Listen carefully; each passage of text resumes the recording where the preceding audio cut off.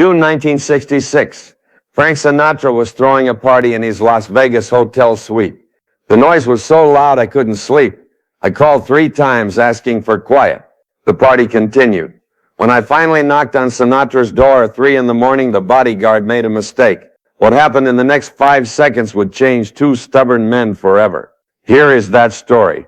The phone rang 4 times before someone picked up. I pressed the receiver closer to my ear. My voice was calm. John Wayne. Suite 4. The noise. Turn it down. The line went dead. I stared at the phone in my hand. It was 3:17 a.m. The ceiling below me was vibrating.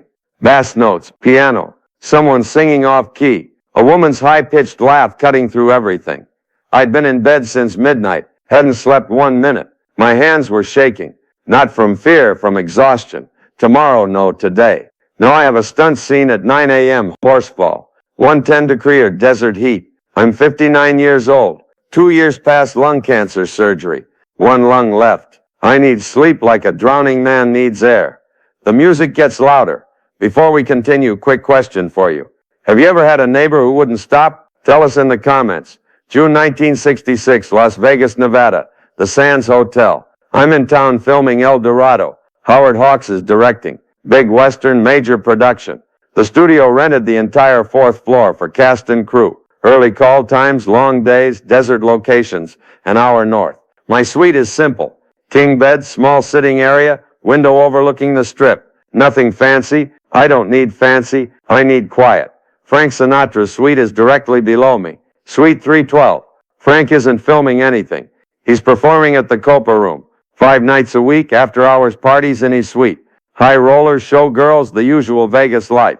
Sinatra is 50 years old, still boyish, still magnetic, still throwing parties like he's 25. I'm 9 years older, feel like 9. We'd seen each other in the lobby earlier that evening, nodded. Professional, not friends, not enemies, just 2 men who work in the same business. Different politics, different lives. Sinatra's a liberal Democrat. I'm a conservative Republican. But that doesn't matter at midnight when you're trying to sleep and someone's playing piano through your floor. The scar on my chest aches when I'm tired. Where they removed the lung in '64. It's aching now, sharp, insistent. A reminder that falling off a horse tomorrow at 59 with 1 lung could end me. Not just my career, me. The second phone call went worse. I could hear someone on the other end, music behind him laughing. The voice was polite but dismissive, suggesting I come down and join the party. Have a drink. Live a little. My jaw tightened. I didn't want a drink. I wanted silence. The voice changed, colder. This was a private party. If I didn't like it, I could call the front desk. Click. I stared at the phone. My face was hot. The scar on my chest started to throb. Stress does that. I dialed the front desk. A woman answered. Apologetic, professional. She promised to send someone up. I hung up, waited. 10 minutes passed. The music didn't change. Got louder, if anything. A woman laughing hysterically. Someone murdering luck, be a lady. I called again. Has anyone gone to 312? Yes. The manager spoke to someone at the door. They said they'd keep it down. I looked at the ceiling. The vibrating, thumping, music bleeding ceiling. They haven't kept it down. I hung up, sat on the edge of the bed, stared at the floor. The floor that won't stop moving. Tomorrow's stunt is dangerous. A horse fall. If I'm not rested, I could miss the mark. Get hurt. At 59, with 1 lung, that kind of injury doesn't heal. It ends you. I thought about calling again. Knew it won't help. The front desk can't control Frank Sinatra. Nobody controls Frank Sinatra. Not in Vegas. Not at 3 a.m. I picked up the phone 1 more time. Dialed 3. It rang and rang and rang. No answer. I hung up. Felt something shift in my chest. Not pain. Something else. Anger. Clean. Pure. The kind that makes decisions easy. I stood up, put on my pants, my shoes, left the shirt untucked, no jacket. Opened the door, stepped into the hallway.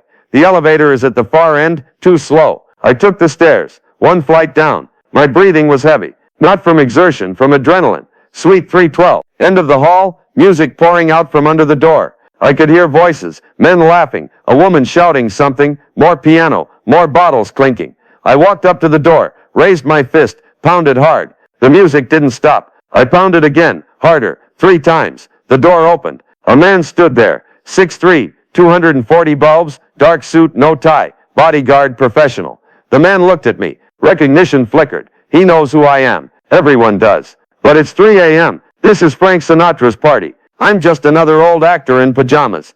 The bodyguard's voice was polite but dismissive. It's late. Maybe I should try tomorrow. My response was one word. Now. The bodyguard smiled. Not hostile, just amused. Sinatra is entertaining guests. This is a private party. I moved forward. The bodyguard stepped into the doorway, blocking it. Put his hand on my chest. Not hard, just there. A barrier. I looked at the hand, then at the man's face. Move. The bodyguard's smile widened. Something about this being real life, not the movies. I stood still. 1 second. 2. Then my right hand came up fast, hard, backhanded. Caught the bodyguard across the jaw. The man's head snapped sideways. Eyes went wide. Shock. Pain. His knees buckled. He hit the floor. I stepped over him, grabbed a chair from the hallway, put it on top of the bodyguard. Not to hurt him, to hold him. Stay down. I walked into the suite. The room went silent. Everything stopped. 8 people, maybe 10. Hard to count in the smoke. 3 men in suits. 30s. Money types. Frozen mid-conversation. Cigars halfway to mouths. 4 women.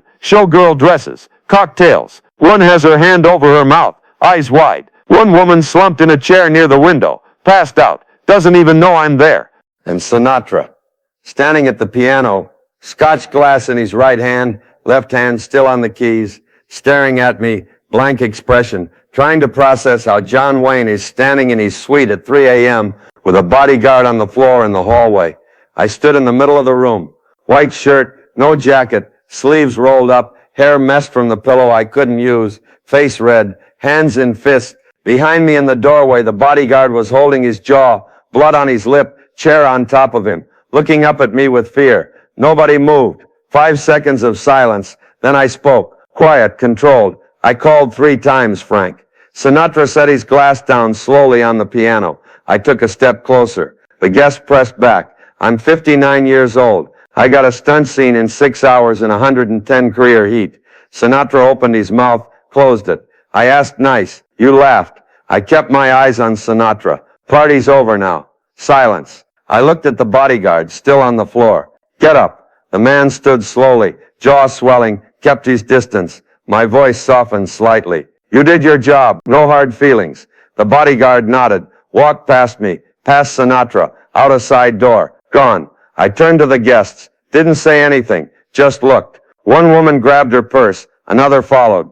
The 3 men exchanged glances, moved toward the door. Nobody spoke. Nobody made eye contact. They just left. 30 seconds. The suite was empty except me and Sinatra. Footsteps running in the hall. A man in a hotel uniform appeared.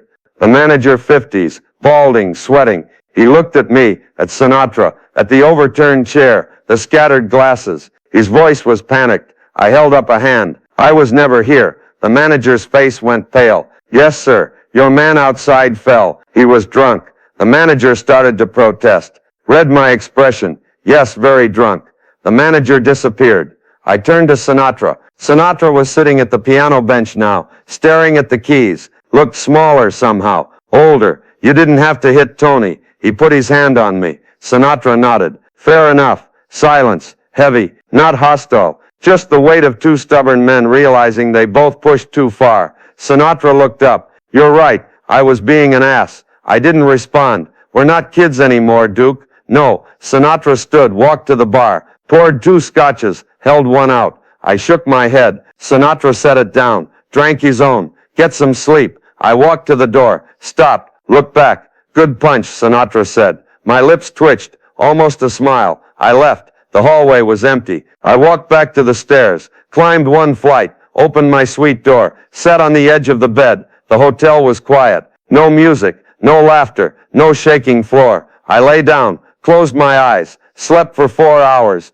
deep, dreamless. Got up at 7 a.m., showered, dressed, drove to location. The makeup artist noticed dark circles under my eyes, added extra concealer, didn't ask questions. I sat in the chair, silent, staring at nothing. First take, horse fall. I missed my mark by 6 inches, hit the ground harder than planned. Crew rushed over. I'm fine. Again, second take. Perfect. But it took everything I had. My chest aches. The scar pulls tight. I'm running on fumes. Lunch break. I found a chair in the shade. Sat down. Closed my eyes for a second. Just a second. Someone shook my shoulder. Duke, we're back in 5. I'd been asleep for 40 minutes. The production assistant looked worried. I stood, brushed dirt off my pants. I'm good. Let's go. Howard Hawks watched me all afternoon. Finally asked, you okay? Fine. Just didn't sleep well. Hawks nodded. Didn't push. We have a movie to finish. 13 years passed. June 19th. UCLA Medical Center.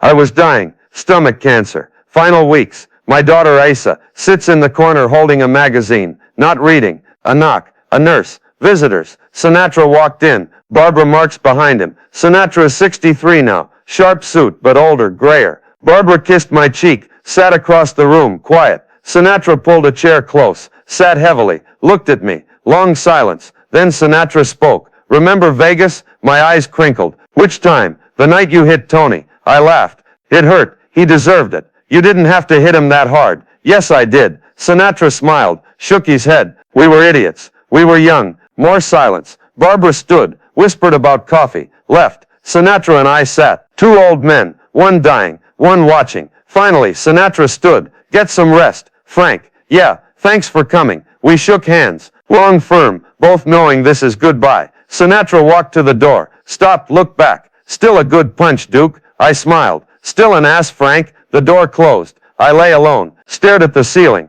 The memory was there. Clear. Vegas. 1966. The night I knocked on Sinatra's door. The night two stubborn men finally understood each other. I closed my eyes. That was a strange story between us. Two stubborn men, both thinking we knew our way. What would you have done? I'm genuinely curious. Tell me in the comments.